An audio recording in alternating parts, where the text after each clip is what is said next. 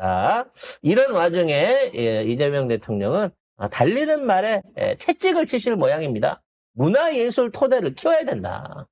이제 앞으로 우리의 뭐 기술이라든지 우리의 제품들이 외국에 나가서 대접받으려고 하면 그 베이스를 문화라고 하는, 문화 콘텐츠라고 하는 이 큰 보호막으로 싸서 내보내야 현지에 정착하고 영원히 대접받는다는 걸 알고 계신 것이죠. 김구 선생님이 얘기했던 문화 강국의 그 날을 지금 100년 만에, 김구 탄생 100년 만에 지금 대한민국의 이재명이 이루려고 하고 있는 겁니다. 이 내용 볼게요.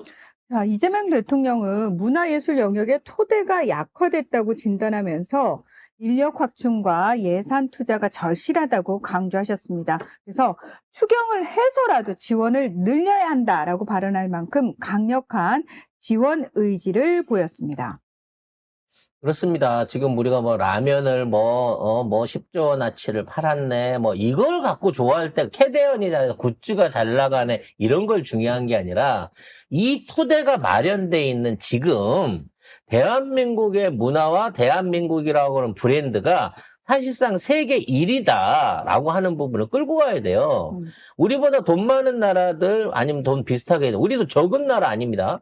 인구 5천만에서 세계 경제 14위의 규모를 하고 있다는 얘기는 이제 정상적으로 인구만 늘어나도 또는 앞으로 우리가 지금과 같은 발전만 이어나가도 이제 세계 탑4 안에는 뭐 제가 보기에 4, 5년 안에 들어간다고 보고 우리도 거기에 대한 상응되는 준비를 해야 되는 거예요. 그럼 그때가 갖고는 도덕성 없는 미국 같은 부자가 되거나 역사의식 없는 일본 같은 부자가 돼 갖고는 절대 그 나라 주민들이나 그 나라 문화에 오랫동안 침착될 수 없습니다.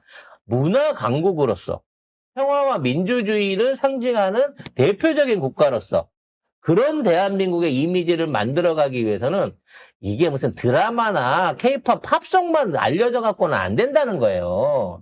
한국인은 무엇을 입고 무엇을 생각하고 어떻게 사는가에 대한 이 문화적인 한국 문화의 강점들이 그대로 외국으로 수출될 수 있어야 된다고 보는 것이죠. 그래서 이러한 지원의 필요성들을 얘기하고 있고 이런 지원들이 단순하게 무슨 영화를 만드는데 제작비를 후원하자 이런 개념이 아니고 개별 예술가들과 이러한 이 교류들을 확대시키는 방향으로 점진적으로 확대되고 있다고 합니다. 그러니까 예를 들어 국내에 있는 예술가가 해외에 개인전이라든지 초청전을 나갈 때 거기에 대한 경비나 홍보를 공식적으로 후원하거나 또는 새로운 프로젝트, 문화 프로젝트 같은 걸 기획했을 때 이런 걸 시도해 볼 수 있는 기회들을 늘리는 방향으로 진짜 지금까지 발굴되지 않았던 창작자들과 콘텐츠들을 전반적으로 재발굴해서 세계화시키는 노력들에 투자가 이어질 것으로 생각이 됩니다.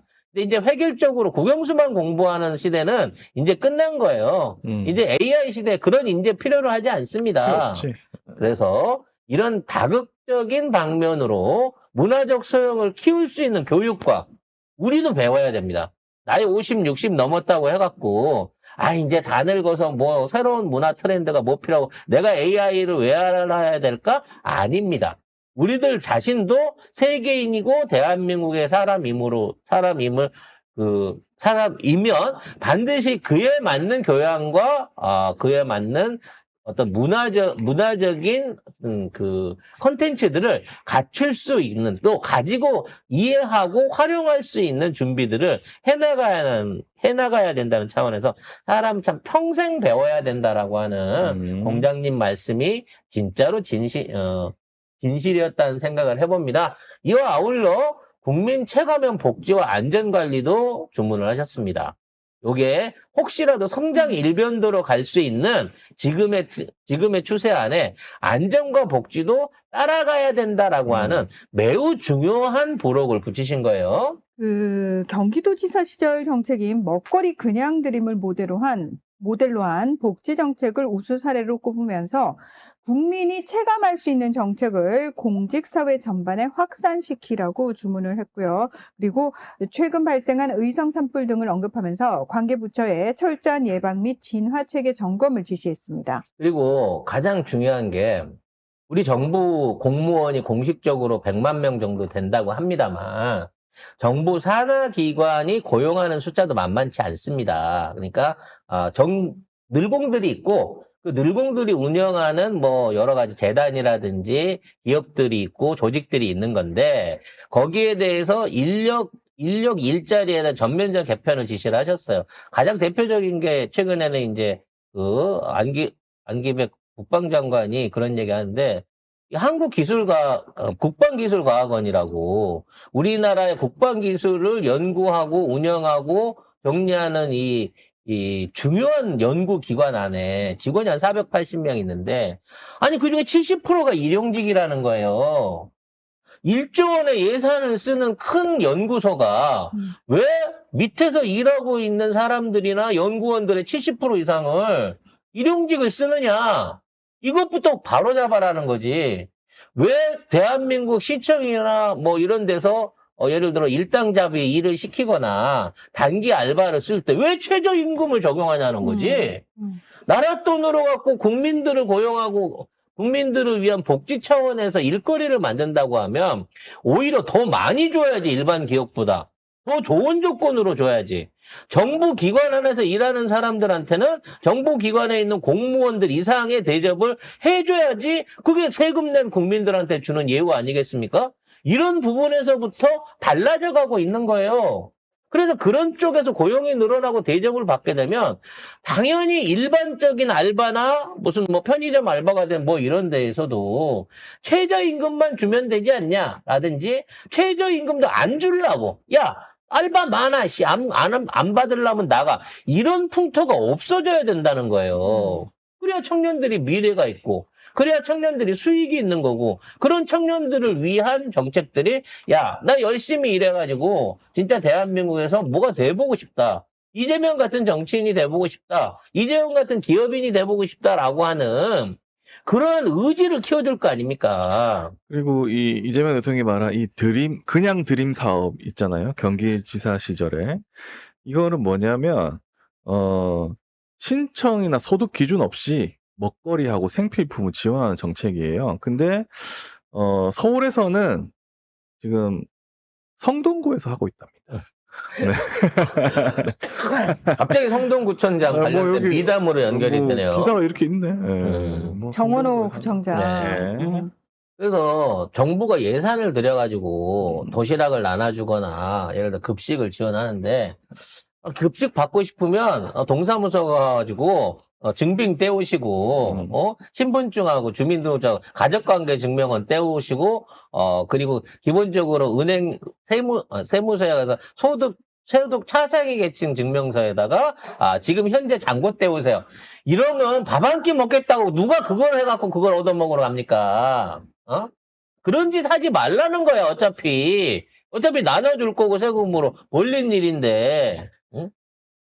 저가 옛날에 느꼈던 게 딱 그런 거거든요. 뭐 저는 다문화 가정 부분도 있었고 이제 한때 어려워가지고 차상위 계층 관련된 지원 사업들이 나왔단 말이에요. 근데 그걸 지원을 받으려 그러면 애들 엄마가 먼저 국적증명부터 시작해가지고 서류만 한 100가지. 서류만 거의 20가지 이상을 내야 되고 또 이걸 내 가지고 지원을 받잖아요. 학생들이나 학부모한테 소문이 나요. 그러니까 찍히는 거야. 걔는 다문화 가정애야. 아니면 얘는 차상위 계층이라서 저녁에 돌봄 교실 하는 거 공짜로 가는 거야. 그래서 얘는 우유 나오는 거야. 이렇게 되다 보니까 그게 무슨 복지냐고. 자존심 갉아먹는 복지 아니에요. 이재명 대통령은 그전부터 그런 얘기를 많이 했죠. 그리고 그런 행정, 그러니까 뭔가 뭐 서류를 낸다거나 행정 비용이 들어가는 거 말고 그냥 할 수 있는 보편적인 복지 계속 얘기를 하고 있는데 이제 그러니까. 그런 거를 하라라고 지금 얘기를 한 겁니다.